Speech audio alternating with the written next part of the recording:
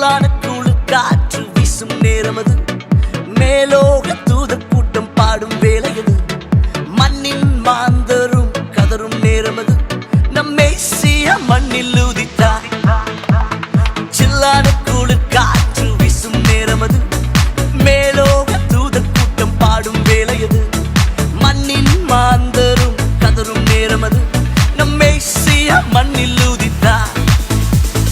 நட்சத்திரம் நடுவானில் ஒளி விளக்காய் சாஸ்திரிகள் பின் தொடர்ந்தாரே, வெள்ளை போலும் தூபவர்க்கம் அள்ளிச் சென்றே அர்ப்பணித்தார் அவர் திருமுன்னே.